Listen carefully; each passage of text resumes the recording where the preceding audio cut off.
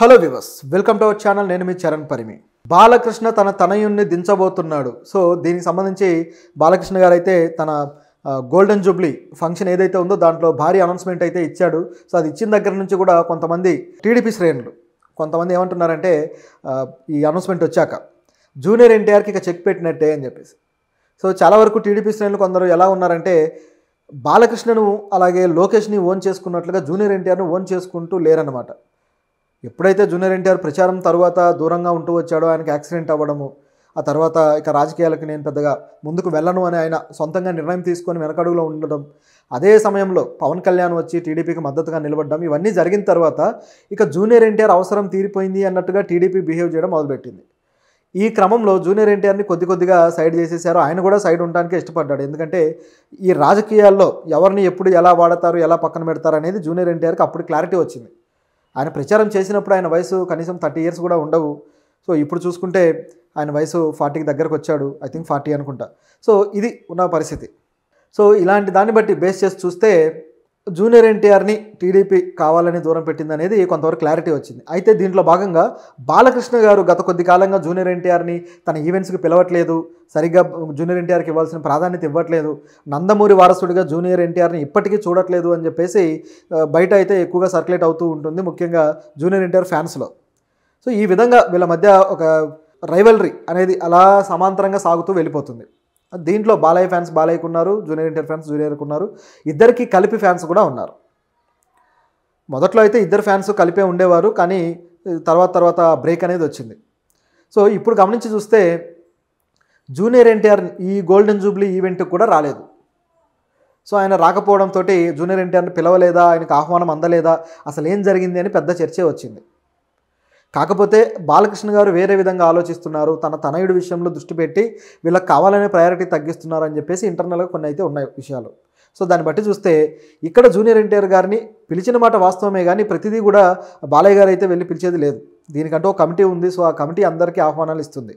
అందులో భాగంగా జూనియర్ ఎన్టీఆర్ కూడా ఆహ్వానం అయితే వెళ్ళింది.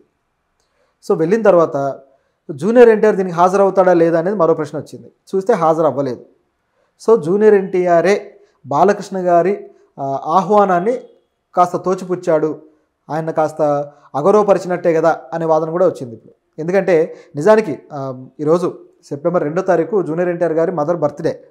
సో ఆ బర్త్డేకి సందర్భంగా ఆవిడతోటి కర్ణాటక ఒక శ్రీకృష్ణ మఠ అని చెప్పేసి కర్ణాటకలో ఒక మఠానికి వెళ్ళారు. అక్కడ ఫోటోలు కూడా వైరల్ అయ్యాయి. రిషబ్ శెట్టి అలాగే సలార్ డైరెక్టర్ ప్రశాంత్ నీల్ వీళ్ళందరూ కలిసి దిగిన ఫోటోలు కూడా బాగా వైరల్ అయ్యాయి.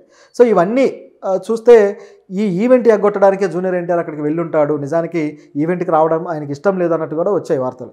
కాకపోతే ఇదే రోజు బర్త్డే ఉండటము, సో దానికి తగ్గట్లుగా వెళ్ళాల్సి రావడం ఇదంతా జరిగింది. అయితే ఇప్పుడు చూస్తే జూనియర్ ఎన్టీఆర్ని మొదటి నుంచి కూడా దూరం పెడుతూ వస్తున్న బాలయ్య గారు ఇప్పుడు పూర్తి స్థాయిలో అంటే రాజకీయాల్లో ఎలాగూ లోకేష్ వచ్చి దాదాపు చెక్ పెట్టినట్టు అయింది. ఎన్టీఆర్కి వారసుడు అంటే ఎన్టీఆర్ రాజకీయ రంగానికి వారసుడు ఇక లోకేషే కానీ జూనియర్ ఎన్టీఆర్ కాదు అన్న వాదన వచ్చింది. ఎందుకంటే లోకేష్ అయినా మనవడే, అలాగే జూనియర్ ఎన్టీఆర్ అయినా మనవడే. సో ఇద్దరు మనవల్లే. సో ఇద్దరికీ సమాన ప్రాధాన్యత ఉంటుంది. కాకపోతే చంద్రబాబు గారి కొడుకుగా లోకేష్కు ఆ సీఎం కొడుకుగా ఉండే వాల్యూ వేరు కాబట్టి ఆయనను ఇప్పుడు టీడీపీ శ్రేణులు ఒక పార్టీకి సంబంధించి వారసుడిగా అదేవిధంగా భవిష్యత్తు సీఎంగా కూడా చూస్తూ వస్తున్నారు. సో ఈయనకు పోటీగా జూనియర్ ఎన్టీఆర్ లేకుండా ఆయన ఇమేజ్ని తగ్గించడానికి కొంతమంది నాయకులు మాట్లాడుతూ వచ్చారు. అయితే కేవలం రాజకీయాల్లోనే కాదు, సినిమా రంగంలో కూడా ఎన్టీఆర్ వారసుడిగా అడుగుపెట్టి ఆయన జూనియర్ ఎన్టీఆర్కి సంబంధించిన ఏ ఇమేజ్ అయితే ఉందో దానికి గండి కొట్టి ఇటువైపు మరల్చుకోవడానికి రంగం అయితే సిద్ధం చేశారు ఇటువైపు బాలకృష్ణ గారు, ఆ టీడీపీ శ్రేణులు. సో వాళ్ళే ఇప్పుడు వీళ్ళు చెప్తున్న మాటలను చూస్తే అర్థమవుతుంది వాళ్ళు ఏం ప్లాన్ చేశారు ఏంటి అని. మోక్షజ్ఞ గారు త్వరలో సినిమాల్లోకి ఇక రాబోతున్నారు. 3 నెలల్లో ఆయన సినిమా స్టార్ట్ అవబోతుంది. ఆల్రెడీ సినిమాకి గ్రౌండ్ వర్క్ అయితే జరుగుతూ ఉంది, స్క్రిప్ట్ వర్క్ జరుగుతుంది, అదేవిధంగా మిగతా విషయాలు కూడా టెక్నికల్ విషయాలు ఇవన్నీ కూడా చేస్తూ వస్తున్నారు. సో ఒక మంచి కాంబోలో తీసుకురావాలనేది ఈ సినిమాకి సంబంధించిన ప్రతిపాదన. అద్భుతమైన కాంబోతో లాంచ్ చేసి ఒక మొత్తం లాంచింగ్లోనే బ్లాస్ట్ చేయాలనేది వీళ్ళ కాన్సెప్ట్. ఎలాగైతే రామ్ చరణ్ గారి లాంచింగ్ జరిగిందో, పవన్ కళ్యాణ్ గారు అదేవిధంగా మహేష్ బాబు గారు వీళ్ళ లాంచింగ్లన్నీ కూడా భారీ స్థాయిలోనే జరిగాయి. ఆ టైంలో ద బిగ్గెస్ట్ డైరెక్టర్స్ వాళ్ళు. సో అదే పద్ధతిలో తీసుకురావాలి అనేది కాన్సెప్ట్.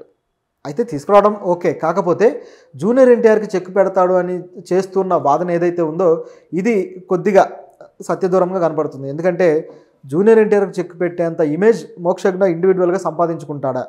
ఎందుకంటే కొన్ని జనరేషన్స్లో మూడవ తరం వారసులు ఆడియన్స్ని ఆకట్టుకొని పేరు నిలబెట్టింది చాలా చాలా తక్కువ. మూడో తరం వారసులు వచ్చిందే ఈ 2 ఏఎన్ఆర్ ఫ్యామిలీ నుంచి వచ్చారు. అదేవిధంగా ఇప్పుడు ఎన్టీఆర్ ఫ్యామిలీ నుంచి గతంలో చాలామంది వచ్చారు.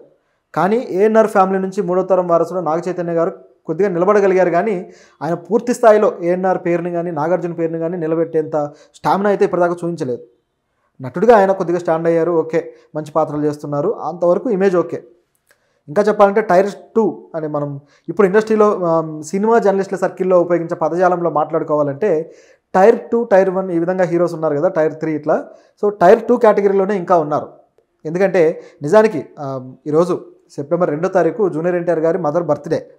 సో ఆ బర్త్డేకి సందర్భంగా ఆవిడతోటి కర్ణాటక ఒక శ్రీకృష్ణ మఠ అని చెప్పేసి కర్ణాటకలో ఒక మఠానికి వెళ్ళారు.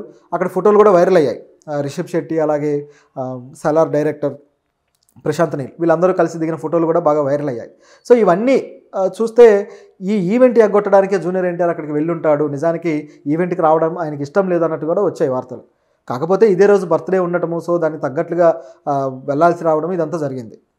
అయితే ఇప్పుడు చూస్తే జూనియర్ ఎన్టీఆర్ని మొదటి నుంచి కూడా దూరం పెడుతూ వస్తున్న బాలయ్య గారు ఇప్పుడు పూర్తి స్థాయిలో అంటే రాజకీయాల్లో ఎలాగూ లోకేష్ వచ్చి దాదాపు చెక్ పెట్టినట్టు అయింది.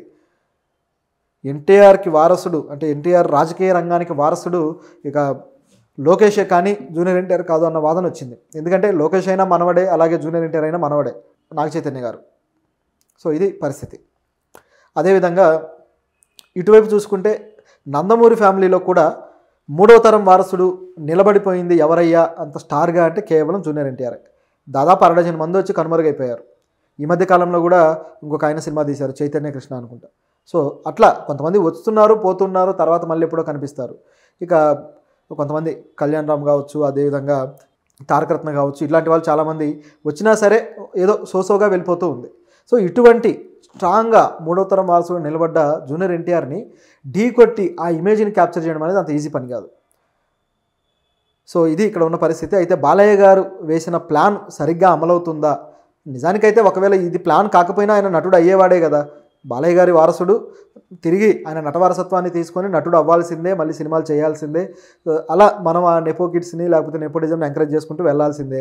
మన దగ్గర ఏంటంటే మనం ఆరాధించే సీనియర్ నటులు కావచ్చు, నాయకులు కావచ్చు, వాళ్ళ వారసులు వచ్చినప్పుడు వాళ్ళని కూడా ఆరాధించడం అనే ఒక పద్ధతి మన దగ్గర ఉంది.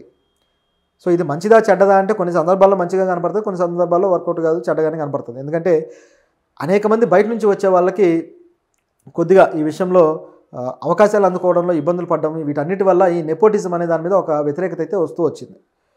సరే మన దగ్గర అయితే ఏంటంటే ఎవరైతే నెపోటిజంతో వచ్చినా సరే వాళ్ళు అద్భుతమైన టాలెంట్ ఉన్న వాళ్ళు, అదేవిధంగా వాళ్ళకంటూ ఒక మార్క్ క్రియేట్ చేసుకునే వాళ్ళు అయ్యుండటంతో ఫ్యాన్ బేస్ కూడా అదేవిధంగా పెరుగుతూ వచ్చింది. ఒకసారి నాని గారే అన్నారు, నెపోటిజంని ఆడియన్సే ఎంకరేజ్ చేస్తారు. నాని ఫస్ట్ సినిమాకి ఎంతమంది వచ్చి చూశారు, అదేవిధంగా రామ్ చరణ్ గారు ఫస్ట్ సినిమాకి ఎంతమంది వచ్చి చూశారు అని చెప్పేసి మాట్లాడితే నిజమే, రామ్ చరణ్ గారికి నాని ఫస్ట్ సినిమా కన్నా 20 రెట్లు ఎక్కువ మంది వచ్చారు.